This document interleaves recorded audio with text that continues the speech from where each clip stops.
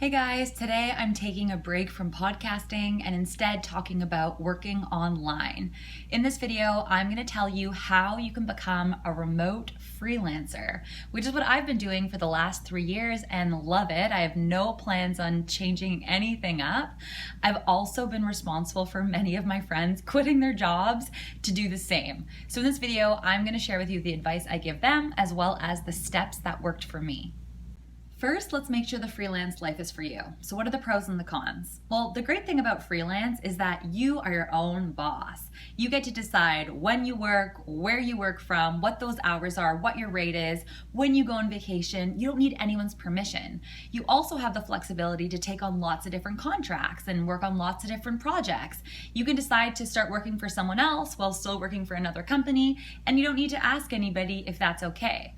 Because you're not part of one team necessarily, you can avoid a lot of the office politics and sometimes drama that can happen when everyone's working together every day, 50 hours a week. And because you're self-employed, you get a lot of tax benefits, which could be a video on its own. The downsides of freelance is that your contract can be terminated at any time. The employer can just decide they're done and without cause end your contract. You have to be searching for new work. You have to be comfortable going out and hunting for work and doing that business development. And because you're on your own, it can sometimes be pretty isolating. If you heard those cons and there were some red flags there, maybe you don't like the instability, that's okay. You can become a remote worker where you work full-time for one company, but from anywhere. If you're like, hey, I want more autonomy than that, you can be an entrepreneur who's creating location independent products and services and run that business from anywhere. Those are whole other videos. Today we're going to talk about freelance. So if you heard the pros and you're like, that's for me, continue watching and I'm going to show you how to get started.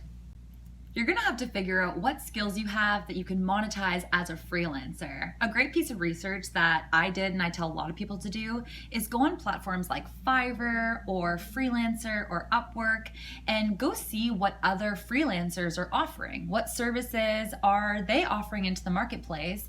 And a cool hack to see which ones are most in demand and what people are paying for most is look at who's getting a ton of reviews, what types of jobs. Start by making a list of like 5 to 10 skills that you have that you think you can monetize as a freelancer.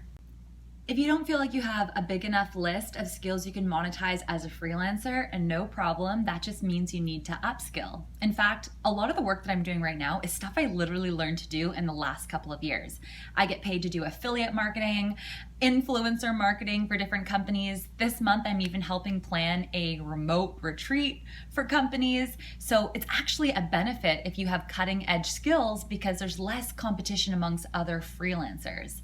If you need to learn something new, I love taking online courses. They're so affordable these days. You should check out Fiverr Learn. It's where you can find my podcasting course. There is also Udemy and my new favorite, which is Tablet Wise. Once you know your skills and what you want to offer, it's time to find your first few customers. When you're starting out, I recommend doing a mix of joining marketplaces as well as pitching business owners yourself. So let's start with the marketplaces. This would be creating a profile on like Fiverr, freelancer.com, and Upwork, and basically offering your services, saying what you can do and what your price would be. These websites literally have millions of visitors every month who are looking to hire freelancers, so the business will come to you. But remember, it takes some time to build up your profile and credibility on these websites. You'll need to get reviews, you'll need to get some traction, so you can't just rely on that in the beginning. That's why in the next video, I'm going to talk to you about how you can actually pitch business owners about your freelance services. We know that 80% of jobs are never even advertised. It's called the hidden job market. When it comes to freelance work, that number gets even higher. In fact, more often than not, I have people create freelance jobs for me when they decide they want to work with me. So you're going to want to make a list of 5 to 10 business owners that you personally know or people in your network that can introduce you to business owners. When it comes to pitching anything, it is a numbers game. Getting sponsors for a podcast, getting PR opportunities in pitching media, or finding work. You want to email 10 people, on the same day. Keep it personal, but by doing that, you're bound to have some replies and you'll forget about those people who didn't even respond to you and not get discouraged. I really worry people who just, pitch one or two, don't hear back or get a no. You're just gonna lose your confidence. So we're gonna do a numbers game and pitch 10 on one day. We're going to talk about mindset for one quick second because I think it's important to remember that as a freelancer and asking for freelance opportunities, you're not asking for a favor. Business owners who hire freelancers are at such an advantage. It's very favorable for them, okay? They get to save a lot of costs. Think about it. They don't need to pay for you to come into an office. They don't need to buy you a laptop. They don't have to worry about paying you benefits and all that stuff. It's a lot more cost effective. They can terminate your contract at any time, so it's very low risk for them. They can test run you and maybe give you bigger opportunities in the future. And often the freelance work is projects that they wanted to do for a while, but their current team either doesn't have the skills or they're at full capacity and can't do it. So remember, you are not asking for a favor, you are offering them something extremely favorable. When it comes to actually pitching these business owners, the way I like to frame it is that I have extra capacity over the next couple of months, so I am looking to take on a few extra freelance projects with companies that I'm excited about. Let them know why that company in particular, or working for that business owner, is desirable to you and why that's a fit that you're excited about. I also include examples to past work. It doesn't have to be freelance work necessarily, especially if you're just getting started, of things that you've done, projects you've been part of, so that the light bulbs can go off for them and they can think about how they can use you. Pricing freelance services is probably the biggest hang up that I see freelancers stuck on, and it's definitely something that I've had to overcome and work through myself.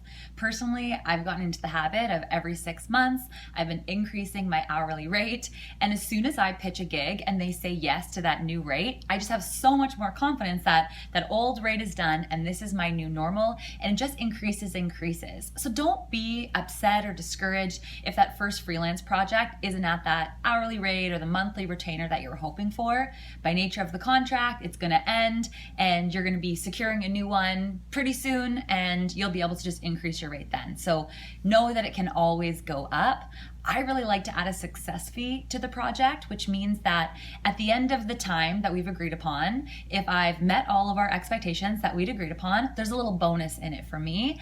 And I like to price that bonus about 1/3 of the total project. It's a great incentive and allows me to really go above and beyond. There you have it, my proven model for becoming a remote freelancer. If you like these topics, you want to learn more about remote work or living like a digital nomad, working online as a freelancer, you should check out my podcast, Freedom Lifestyle. You can find all 50+ episodes at whatsyourfree.com.